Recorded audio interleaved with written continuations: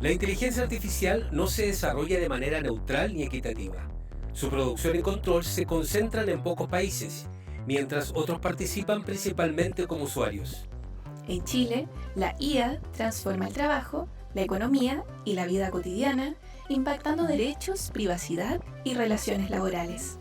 Los datos se vuelven un recurso estratégico y un nuevo espacio de disputa. Pero, ¿quién los resguarda? ¿Quién se beneficia de ellos?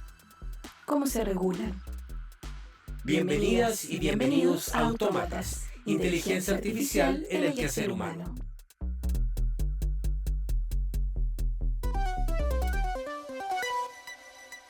Machines should do the work. That's what they're best at. People should do the thinking. That's what they're best at. Machines should work. People should think. Machines Should work. people should think. Machines should work. People should think. No todos los países, no todos los pueblos del mundo están participando por igual en el desarrollo de la IA. En el sentido de su producción concreta, ¿no? De desarrollar tecnologías de inteligencia artificial. Nunca había existido un monopolio tan claro en el desarrollo de un tipo de tecnología y una diferencia tan grande entre aquellos que son meros usuarios y consumidores de una tecnología y aquellos que son sus desarrolladores. Chile, a pesar de que ¿cierto? Está muy avanzado en tener la internet más rápida, en tener centros de datos, sin embargo, ¿cierto? La legislación está un poco atrás en cuanto a la protección de datos. Cuando tú tienes tus datos en la nube, cuando tú trabajas en internet, en el fondo estás dejando tu huella y estás dejando ahí como tu marca y a veces tu información personal. La industria 4.0 es sí una revolución industrial, lo podemos llamar así, pero tiene que ver con la integración de una serie de tecnologías que principalmente se desarrollaron en mercados desarrollados o países desarrollados. Estamos hablando de Europa y Estados Unidos. Después vinieron otras tecnologías como, que es más cercano a las personas, como las redes sociales y otros. Prácticas de emprendimiento, prácticas de temas de innovación y de sustentabilidad, y poco a poco las empresas tuvieron que empezar a adoptar esas prácticas, como Internet de las Cosas, blockchain, big data o los grandes volúmenes de datos y cómo se pueden procesar. Hoy en día ya no quedan espacios en los cuales, por ejemplo, de trabajo informal, en los cuales no dependamos de las tecnologías. Estos tiempos de ocio y el tiempo de trabajo, ese tiempo ya se borra, ¿no? con estas nuevas formas, ¿no? Empresas, proveedores, todo el mundo está afecto, digamos, a esos criterios, a esas velocidades que espera todo el mundo. Y por supuesto que los resultados sean resultados óptimos, que sean rápidos, que te entreguen valor. La inteligencia artificial como tecnología se basa en el uso de un gran volumen de datos. Entonces todos los sistemas actuales, los más conocidos que ahora uno escucha de los grandes modelos de lenguaje, por ejemplo, como el conocido ChatGPT, fueron creados y diseñados porque usaron un volumen gigante de datos. Entonces está el concepto de AI divide o la IA divide. Porque obviamente solamente países potencias pueden tener estos grandes data centers donde pueden almacenar datos o entrenar sus modelos. Entonces, claramente a nivel nacional eso nos impacta porque no es tan simple generar una inversión importante para generar estos grandes centros de datos. Industria 4.0, nombre que recibe la cuarta revolución industrial. Es un proceso de transformación tecnológica que combina la automatización tradicional con inteligencia artificial, Internet de las Cosas, IoT, análisis de datos, robótica avanzada para crear productos o servicios más eficientes y conectados. Nube, cloud, modelo de prestación de servicios que permite acceso remoto a través de Internet a recursos de procesamiento, almacenamiento o aplicaciones. Este tipo de servicio, como Google Drive o iCloud, permite, por ejemplo, guardar archivos y usar programas a través de Internet sin tener que tener todo en el dispositivo local. AI Divide o la IA Divide, frase que hace referencia a la brecha entre quienes tienen acceso, conocimiento y beneficios de la inteligencia artificial y quienes no. Este factor puede generar nuevas desigualdades entre las personas. Centro de datos, Data Center. Grandes instalaciones físicas que albergan equipos informáticos y de red como servidores y discos duros, donde se almacenan y procesan millones de datos como fotos, videos, mensajes y archivos que enviamos o guardamos en Internet. En términos geopolíticos y económicos a nivel global, también el desarrollo de la inteligencia artificial y en general de las grandes infraestructuras tecnológicas que hoy día operan a nivel planetario, plantean también un desafío no solo a pueblos, a regiones enteras, sino también al lugar del Estado.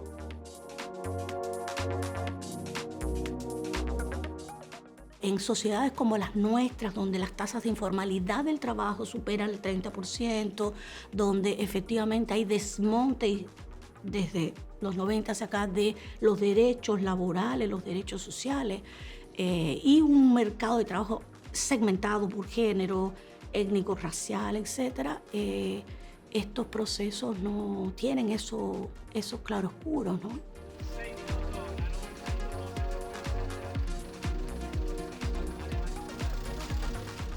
En el caso de Chile, somos un país que pertenecemos a la economía de gestión. Utilizamos desarrollos tecnológicos, software y otras herramientas que son desarrolladas en otros países, ya en las economías de innovación, pero nosotros somos muy buenos en aplicarlas y utilizarlos en las industrias, en los sectores de clase mundial que tiene Chile.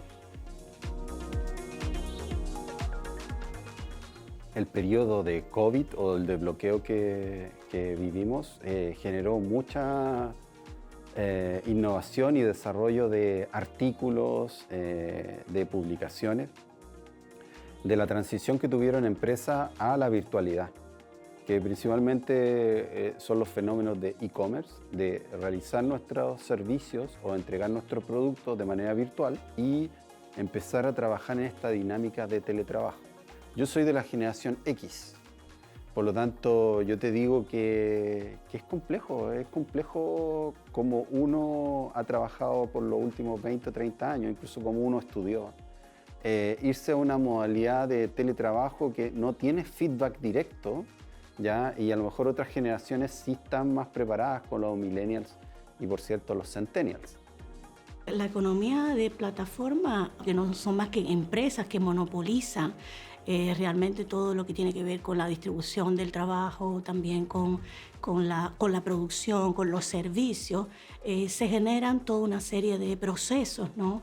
Como por ejemplo estos procesos asociados que tienen que ver con la plataformización del trabajo o la uberización del trabajo, en las cuales cada vez más estamos necesitados de estar conectados a una plataforma o dependemos de esos dispositivos, por ejemplo, digitales para poder realizar nuestro trabajo, servicios u otro tipo de consumo también o cualquier tipo de interacción. Y esos son procesos que se van a ir acentuando fundamentalmente desde 2008 hacia acá. Pero esta economía plataforma es una economía que está controlada por empresas, ¿no? Que hay alguien ahí detrás, ¿no? Que controla y gestiona nuestro trabajo. Más conocido es la empresa Uber, ¿no? O sea, cómo transforma esos trabajos, ¿no? El transporte fundamentalmente, o los trabajos de los repartidores de comida. Permitió esa oferta, ¿no? Esa conexión entre oferta y demanda de trabajo, ¿no? Que usted rápidamente puede conectarse a una aplicación y puede hacer una tarea o puede trabajar a través de una aplicación que no requiere quizás de un jefe o postular quizás a un trabajo que no quedes, ¿no? Dada la crisis que hay también con el empleo. Estas tecnologías han ido desestructurando más el trabajo, degradando más ese trabajo que conocíamos que era un trabajo protegido.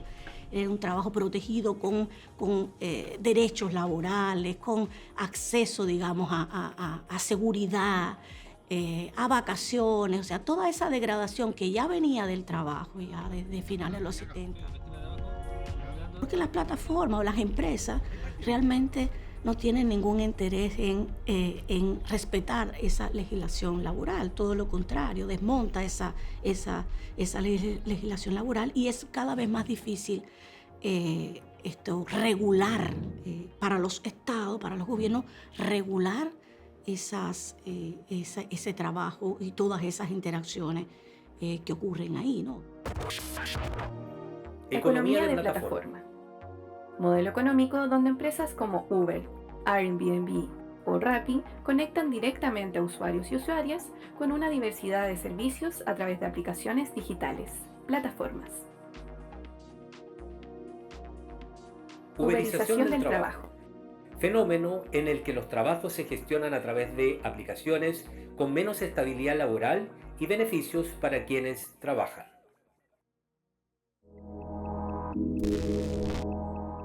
Los datos son como, yo creo que el recurso principal de todas las organizaciones. Sin datos digitales es como casi ninguna organización podría hoy día trabajar.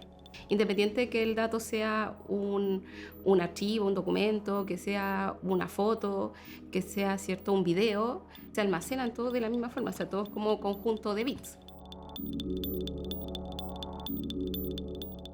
Ese almacenamiento, que nosotros llamamos nube, en realidad es un lugar donde existen computadores o servidores que tienen mucha capacidad de almacenamiento, llamados data center. La gracia, además de tener datos en la nube, es que en el fondo no están almacenados en un solo lugar, sino que están replicados en varias partes. Por lo tanto, por eso en el fondo tú no los pierdes. Generamos muchos datos con nuestras prácticas cotidianas, día a día. La empresa de telecomunicaciones Cisco, ¿no?, hablaba hace unos años atrás de que en promedio se producían cerca de 250 gigabytes de información por persona. 250 GB por persona equivalen aproximadamente a 80.000 fotos tomadas con un celular, 250 horas de video en HD como ver series o películas en Netflix, 62.000 canciones en MP3, 30 millones de documentos Word o PDF, miles de conversaciones, imágenes, audios y videos compartidos por WhatsApp durante un año.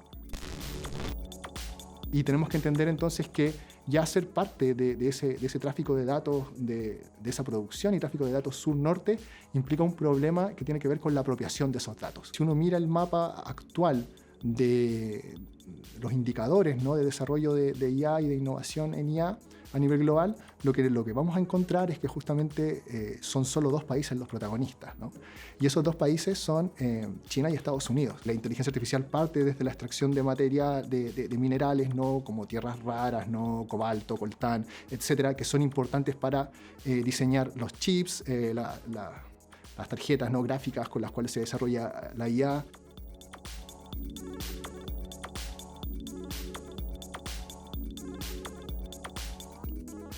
Cuando tú tienes tus datos en la nube, cuando tú trabajas en Internet, tú igual vas dejando esa información puesta. Seguimos siendo portadores de materias primas, incluso en términos de datos. ¿Por qué? Porque efectivamente las legislaciones acá son más débiles.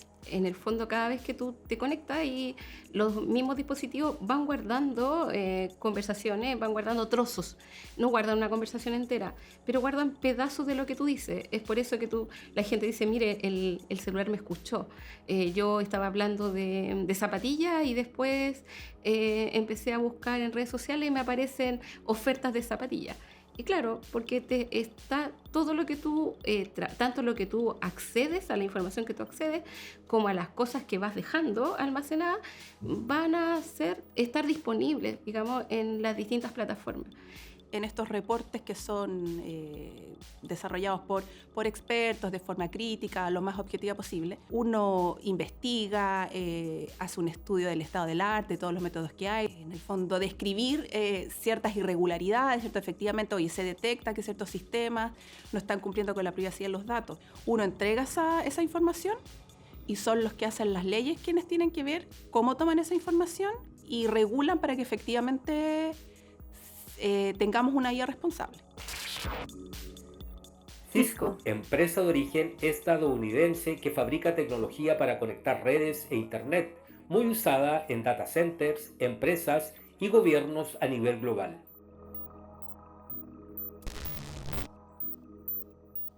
Yo creo que el sistema de trabajo de las personas no es que vaya a desaparecer, sino que está cambiando. Pero la cifra más relevante, y eso es para todos, es que de los procesos que regularmente nosotros hacemos, ejecutamos como profesionales, entre un 30 y un 40% van a ser afectados por el uso de la IA. Entonces, eso implica que nosotros tenemos que saber qué aprender para poder desenvolvernos en ese 40% de actividades que van a cambiar. Por supuesto, hemos visto todos, creo, una aceleración en el último tiempo. E incluso yo hablaría de una democratización de acceso a alta tecnología por distintos tipos de empresas. Entonces, por un lado, eso te da como una mayor capacidad para adquirir soluciones, como para competir de una mejor manera, ¿ya? Y eso también es bueno porque las empresas pequeñas pueden competir incluso con las grandes porque tienen acceso a esa misma tecnología, a esas mismas soluciones, ¿ya? Pero eso también significa que tú tienes que estar despierto todo el tiempo porque también tus competidores tienen acceso a esa tecnología. De hecho, los mismos clientes tienen acceso a esa tecnología. Entonces, por ejemplo, lo que ocurre es que, no sé, clientes que antes tú le ibas a ofrecer una solución para resolver un problema, ellos ahora la pueden resolver por sí mismos con las soluciones que ya tienen implementadas de base, ¿ya? Entonces, me parece que eso también, esa aceleración, esa velocidad en términos del acceso a esta nueva tecnología, te hace que tú estés mucho más despierto y mucho más investigando y preparando a la gente y sumando herramientas a la forma en la cual tú trabajas para mantenerte competitivo en la industria.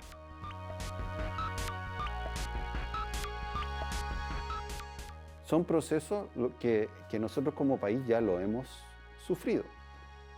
Estas grandes empresas tuvieron que adoptar normas de calidad, ¿ya? Las ISO, ¿ya? Después vinieron las herramientas de comunicación, que estamos hablando de internet y otro, correo electrónico, etcétera, donde todas las empresas tuvieron que empezar a trabajar con los mismos protocolos, con los mismos tipos de interacción, y también tenemos los temas de sustentabilidad hoy en día.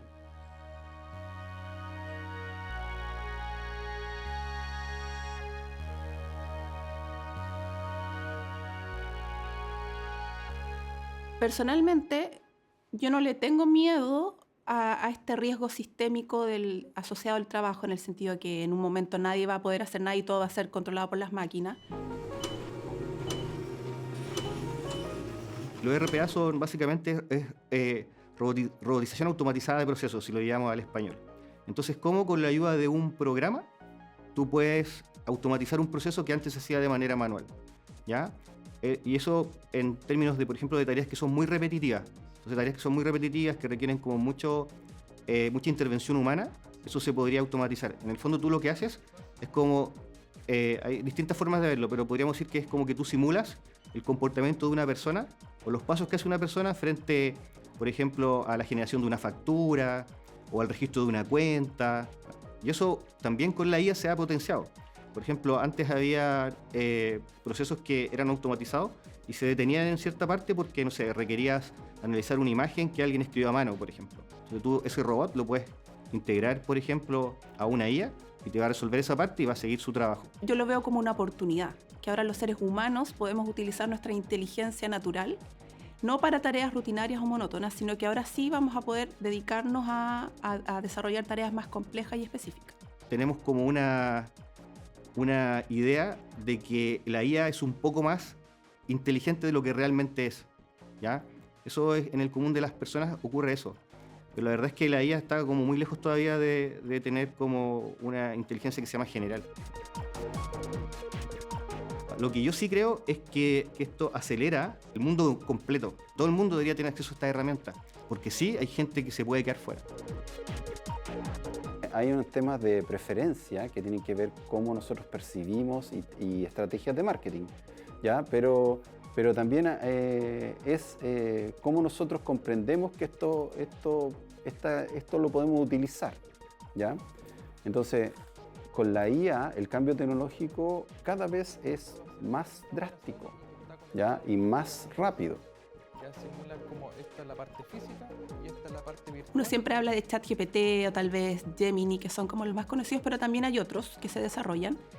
Algunos son de códigos abiertos, ya desde el punto de vista más técnico, algunos, por ejemplo, dejan disponibles los parámetros asociados a los modelos y uno puede de cierta forma volver a reproducirlos. En este reporte de seguridad en la IA, que se publicó a principios de año, se aborda de manera importante. Efectivamente existe esta brecha, pero sí tenemos que estar activos en el fondo en aprender sobre la tecnología, en promover iniciativas para que las universidades sigan estudiando. Ojalá en un futuro más adelante el tema de la IA también lo pudieran conocer o abordar desde más pequeños. RPA, robotización automatizada de procesos. Tecnología que usa robots de software para hacer tareas repetitivas como llenar formularios o responder correos. Automatizar es hacer que una tarea o proceso se realice solo, sin intervención humana, usando tecnología o programas computacionales. Gemini es una familia de modelos de inteligencia artificial desarrollados por Google, similar a ChatGPT, que permite generar textos, imágenes, video, entre otras funciones.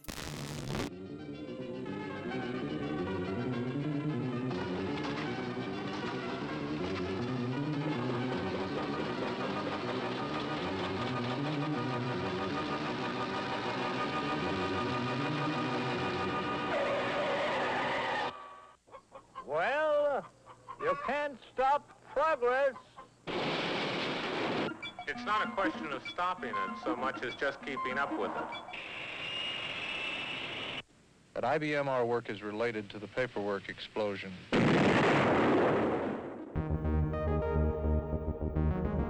¿Cómo pensamos este momento de la historia donde nuestras relaciones sociales ya han dejado de ser solo relaciones humanas y se convierten cada vez más en relaciones entre agentes humanos y no humanos? Hay que repensar una gramática política de esta interacción con agentes que influyen en nuestra vida cotidiana y que pueden tener severas consecuencias no solo en nuestra vida personal, sino también en nuestras formas de vida colectiva, ¿no? Por ejemplo, no sé, yo creo que todos nos hemos enfrentado en el último tiempo con pedir algún servicio vía chat, ¿ya? ¿Y qué pasa? Que ya no hay una persona, sino que te toca un robot. Y a veces no encuentras la respuesta en los chats o no encuentras la respuesta no sé, en los foros o en la documentación. Entonces, creo que mantener ese toque humano es sumamente importante y yo creo que si eso en el futuro va a generar la diferencia. En las redes sociales, que son parte de los nuevos territorios digitales que estas compañías utilizan para entrenar y finalmente aplicar experimentalmente sus productos, no hay ningún tipo de regulación sobre cómo efectivamente estos sistemas de inteligencia artificial están operando sobre estas nuevas cobayas humanas que están conectadas a la red, ¿no? En un campo de experimentación en tiempo real que opera a nivel global. También pensando desde el punto de vista, ¿no?, académico y demás en cuáles son esas intenciones que están ahí detrás, ¿no?, que están detrás de estas tecnologías, ¿no?, y cómo estas tecnologías pueden mejorar o profundizar, ¿no?, situaciones de desigualdades o de injusticia. La idea de obtener esta información al final es que nosotros podamos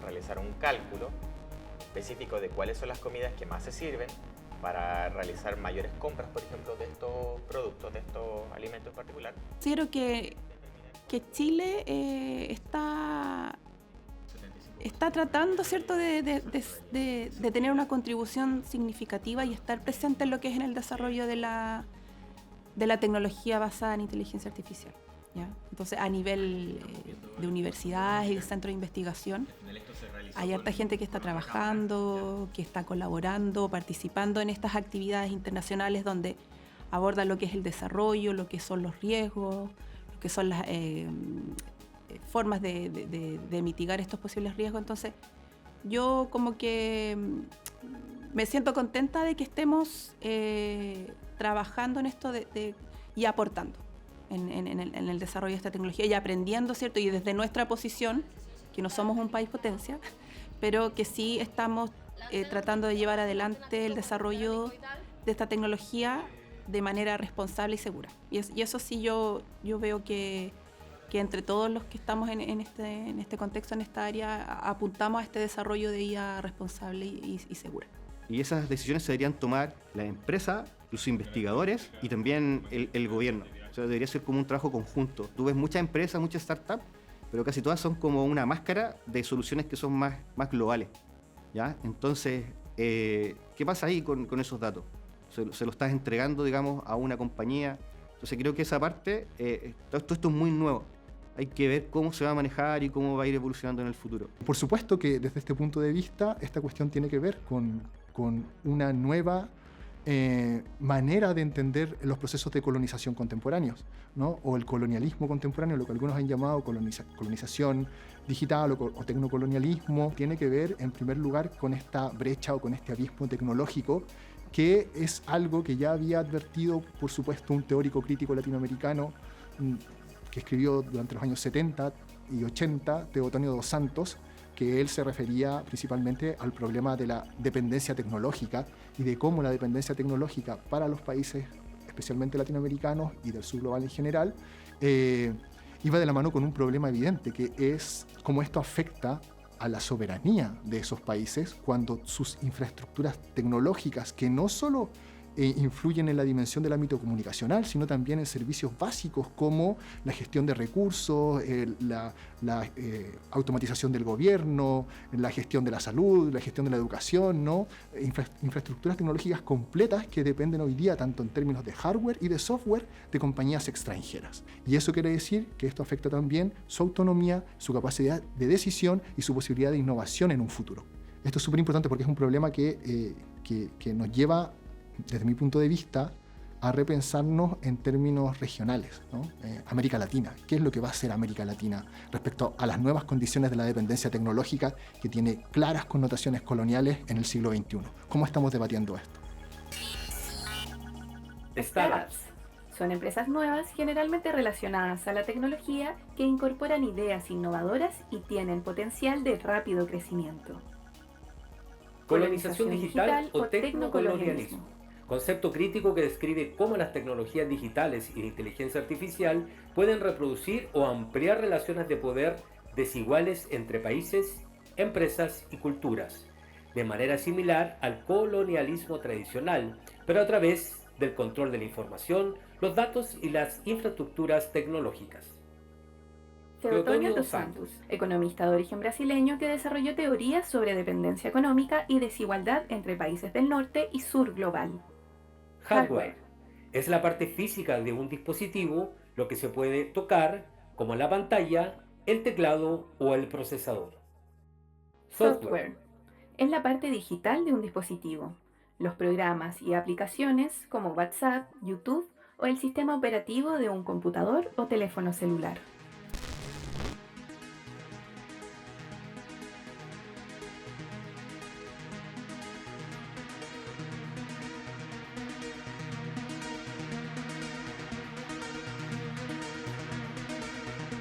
Pese a que la tecnología nos va a generar beneficios, también va a profundizar esa crisis del trabajo y a radicalizar esa mercantilización del trabajo.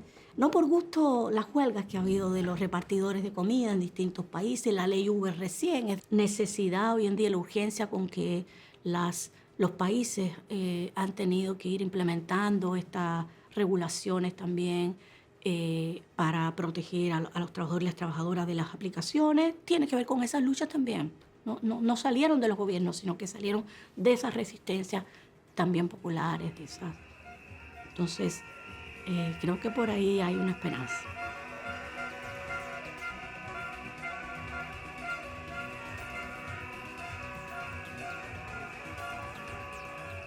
Que creo que detrás de esta fetichización de la IA como una IA en singular, cuando se sacrifica el plural de las IAs posibles, sacrificamos también o dejamos de lado las alternativas de desarrollo tecnológico que van más allá de los objetivos empresariales que definen la hoja de ruta del desarrollo de la IA. ¿No? Es como si dispusiéramos de una caja de herramientas súper complejas y seguimos ocupando un destornillador porque nos han dicho que esa es la caja de herramientas.